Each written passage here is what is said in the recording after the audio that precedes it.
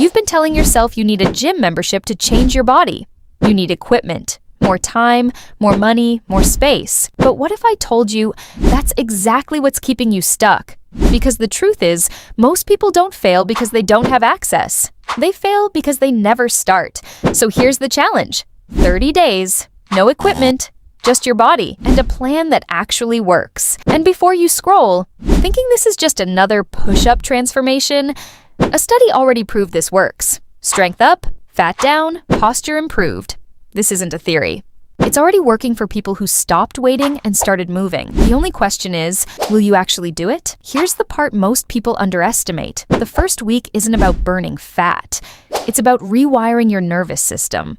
Your brain is learning how to recruit the right muscle fibers, how to stabilize your joints, how to coordinate movement patterns it hasn't used in years. That's called neural adaptation. And it happens before you see a single visible change in the mirror. Most people quit during this phase because they don't feel the results yet.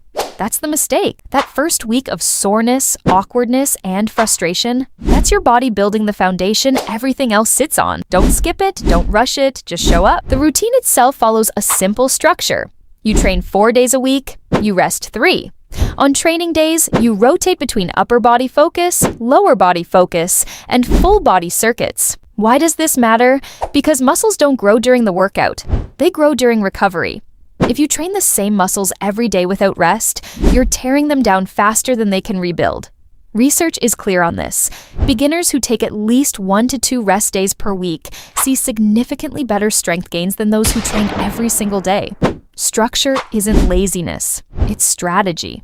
Here's something most people don't realize. Bodyweight training can actually be more effective for beginners than the gym, because you're not just moving weight, you're learning to control your entire body.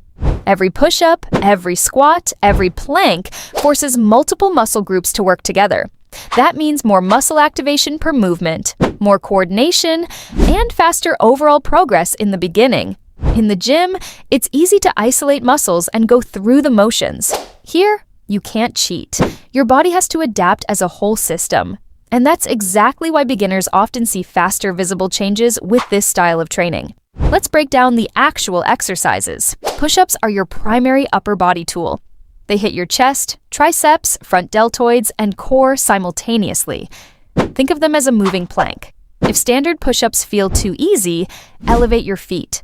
Too hard, drop to your knees and build from there. The goal is full range of motion, chest touching the floor, arms fully extended at the top.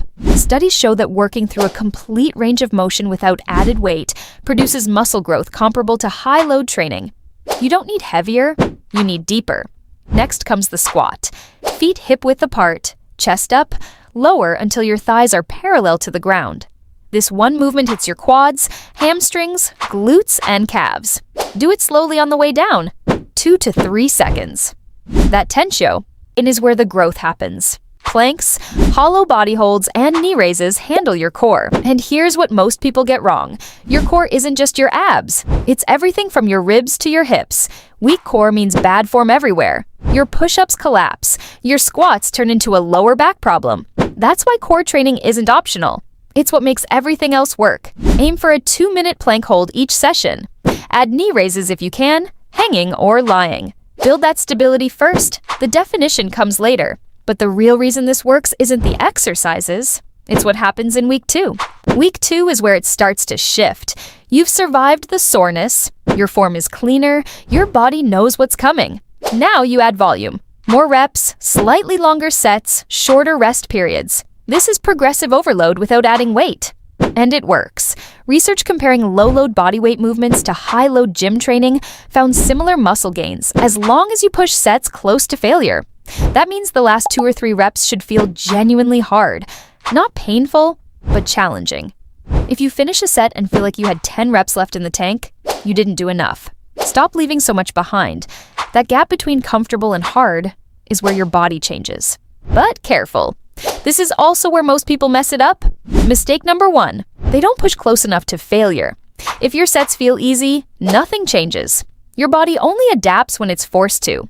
Mistake number 2, inconsistent intensity. 1 hard workout, then 2 lazy ones. That doesn't build momentum. It resets it. And mistake number 3, quitting too early, right before the results actually start showing. This only works if you stay consistent long enough to let the adaptation happen. By week 3, something else happens. Your endurance climbs fast. Exercises that wrecked you on day 1 feel manageable. This is the point where most people plateau because they stop pushing. Don't.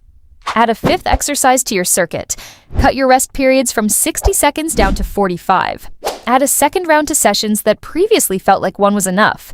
10 weeks of bodyweight training in one study improved aerobic capacity by 33% and core endurance by 11%.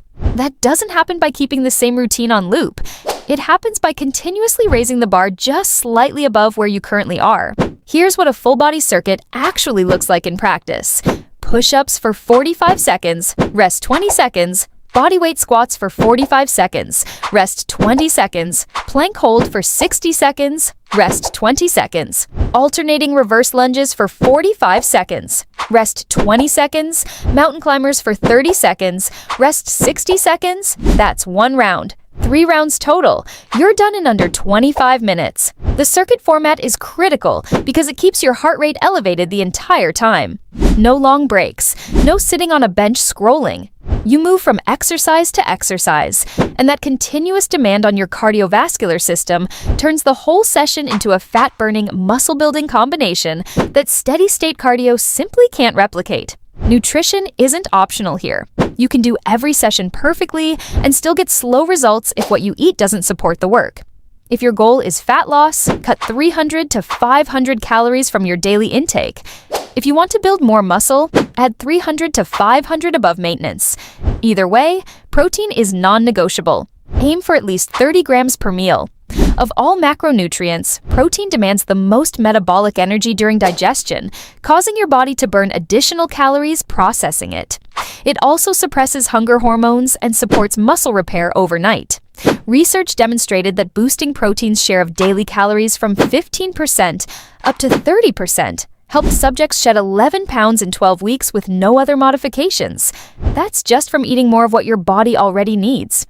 Week 4 is when the compound effect kicks in. You've built 3 weeks of consistency. Your form is solid, your endurance is up, your muscles have been under progressive load for nearly a month. Now push for personal records. How many push-ups can you do unbroken? How long can you hold a hollow body position? Can you attempt your first pistol squat? Track these numbers. Write them down. Because when you compare day 30 to day 1, the gap is the proof. Research shows beginners can gain up to 10 to 15 pounds of lean muscle in their first year of consistent bodyweight training. 30 days is the start of that year. The visible changes will keep compounding long after the challenge ends, but only if you don't stop when it's over. Your body doesn't respond to a deadline, it responds to a habit. And a habit is just a decision you make every day until you stop having to make it at all.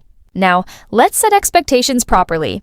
In 30 days, you're not going to look like a completely different person, but you will notice the difference. You'll move better, you'll feel stronger, your posture improves, and the first visible changes start showing, especially in your core. But here's what actually matters. You didn't just try a workout. You built a system, something you can repeat, something you can stick to. Because that's what creates real results, not 30 days. What you do after, that's what actually changes your body.